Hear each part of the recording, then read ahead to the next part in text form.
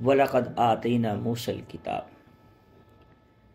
اور البتہ تحقیق ہم نے موسیٰ علیہ السلام کو کتاب، اور بھیجے ہم نے ان کے بعد پے در پہ رسول، اور دی ہم نے حضرت عیسیٰ علیہ السلام، عیسیٰ ابن مریم کو واضح نشانیاں، وَأَيَّدْنَاهُ بِرُوحِ الْقُدُسِ، اور ہم نے تائید کی اس کی عیسیٰ علیہ السلام کی روح قدس کے ساتھ۔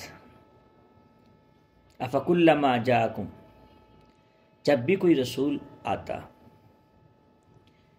تو ان کے خواہش نفس کے خلاف کوئی بھی بات کرتے، کوئی بھی رسول آتے، استکبرتم، تو یہ تکبر کرتے، اکڑ جاتے آگے سے، فَفَرِيقًا كَذَّبْتُمْ، ایک فریق ان میں سے جھٹلا دیتا اور ایک فریق ان کو قتل کر دیتا۔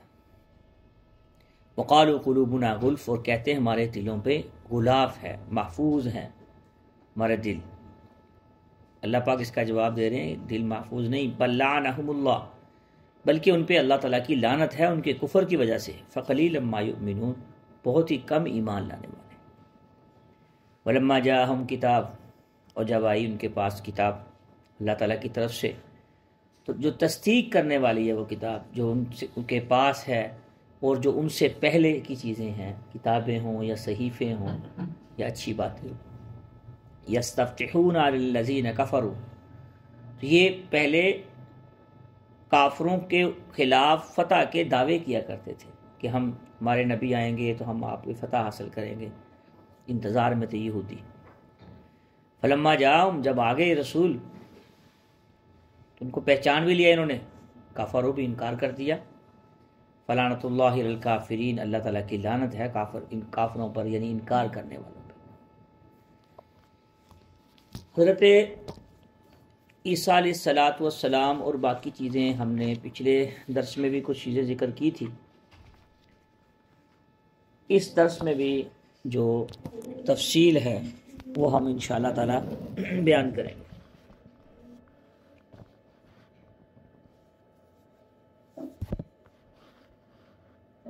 اللہ تعالیٰ نے موسیٰ علیہ السلام کو تورات دی، اور بعد میں پے در پہ رسول بھیجے۔ ایک نبی ہوتے ہیں، ایک رسول ہوتے ہیں۔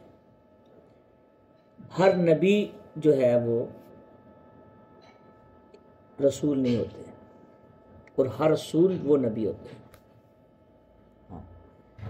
رسول کو کتاب بھی دی جاتی ہے، شریعت بھی دی جاتی ہے، اور پورے ایک خاص قوم ہی نہیں بلکہ پورے عالم کے لیے، جیسے رسول اللہ صلی اللہ علیہ وسلم ہے، ایک خاص وقت اور خاص قوموں کے لیے، بڑے اس کے لیے، اور جو نبی ہوتے ہیں ان کو پہلی شریعت، پہلی کتاب کو آگے لے کے چلتے ہیں، اور خاص آبادی یا خاص لوگوں کے لیے صرف وہ بھیجے جاتے ہیں۔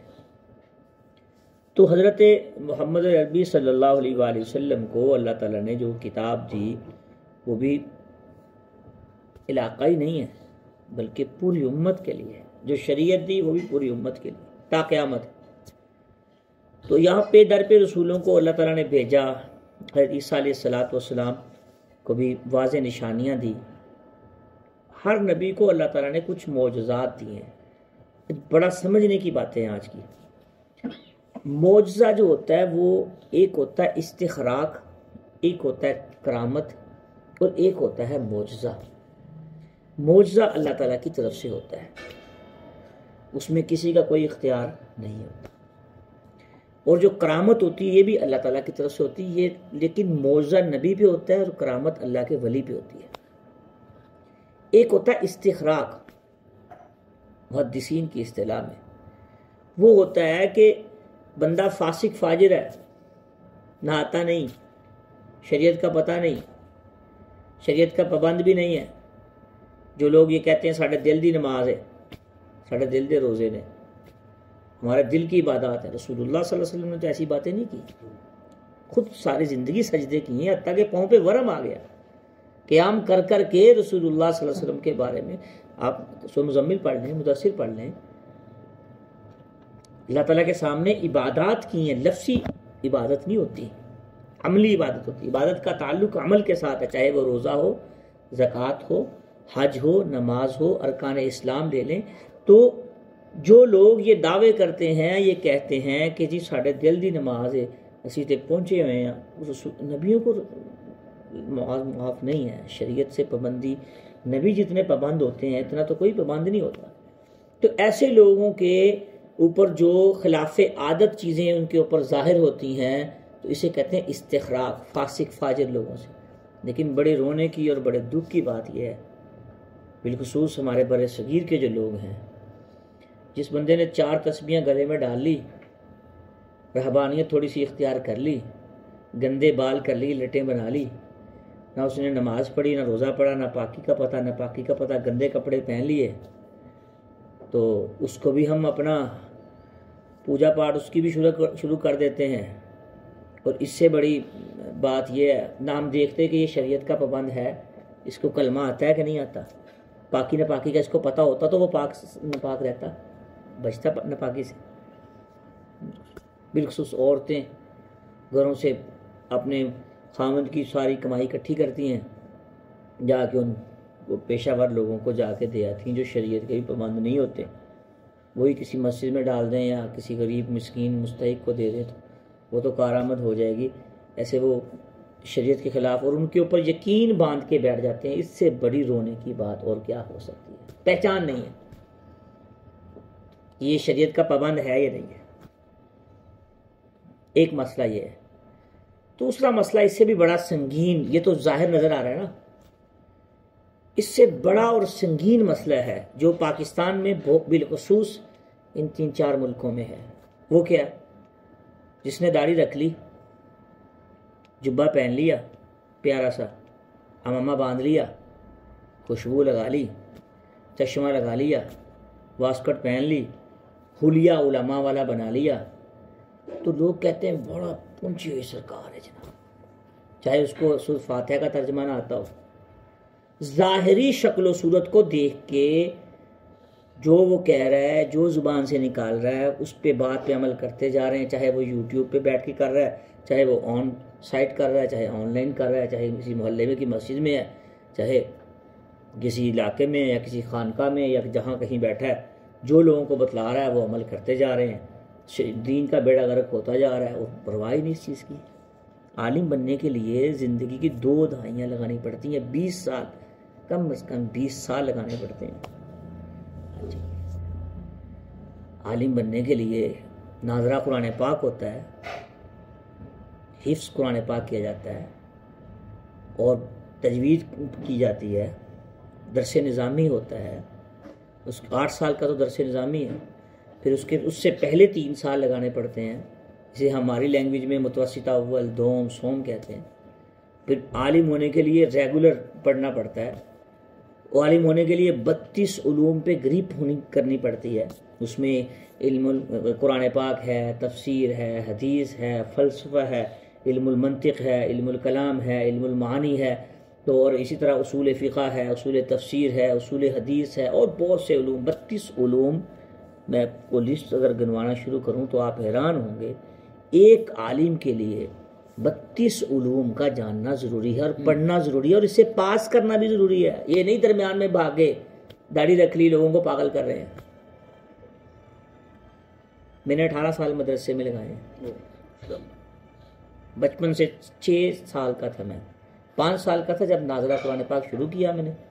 میرے والد صاحب نے 23 سال امامت کروائی ہے، امام مسجد، اب تو بوڑھے ہو گئے ہیں۔ میرے والد صاحب مسجد سے ریٹائر، تو بچپن سے پڑھنا شروع کیا، کرتے کرتے کرتے کرتے کرتے کرتے پھر 8 سال درس نظامی پڑھا، 3 سال پہلے متوسطہ اول، دوم، سوم وہ پڑھا، پھر اس کے بعد اس سے پہلے حفظ کیا، پہلے ناظرہ پڑھا، حفظ کیا، قرات کی، تجوید کی، پھر اس کے بعد آگے چلتے چلتے چلتے عالم کا کورس کیا، پھر اس کے بعد مفتی کا کورس کیا، وہ چلتے چلاتے وہ تقریباً 18 سال مجھے لگ گئے۔ 23 سے 24 سال کی عمر تھی جب میں، تقریباً 22-23 سال کی جب میں عالم بنا، مفتی بنا۔ تو بھائیوں، یہ اس سے بڑا، دیکھیں سکھ ہے نا، دور سے نظر آ جاتا ہے، ان کی علامات ہیں کہ یہ سکھ ہے۔ ہندو ہے نا، دور سے نظر آ جاتا ہے یہ ہندو ہے۔ یہ یہودی ہے نا، پتہ چل جاتا ہے یہ یہودی ہے، ان کی کچھ علامات ایسی۔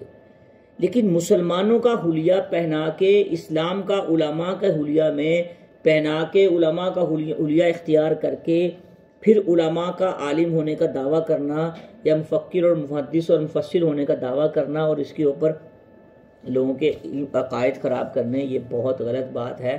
اس میں کوئی ایسی علامات تو مسلمانوں میں ہے نہیں۔ ہم ہر داڑھی والے کو، ہماری بھی عقل ماری ہوئی ہے، ہر داڑھی والے کو کہتے ہیں مولوی صاحب ہیں، جس نے جبہ پہن لیا اسے کہتے ہیں قاری صاحب ہیں جی، یہ تو بہت لگتا ہے بڑا اسکالر ہے بندہ۔ علم اور تقوی کا تعلق کپڑے کے ساتھ نہیں ہے، صبغۃ اللہ، اللہ کا رنگ چڑھنا چاہیے۔ ہاں جی، علم اور تقوی کا تعلق یاد رکھنا، تعلیم اور تعلم کا تعلق جبے اور داڑھی کے ساتھ نہیں ہے۔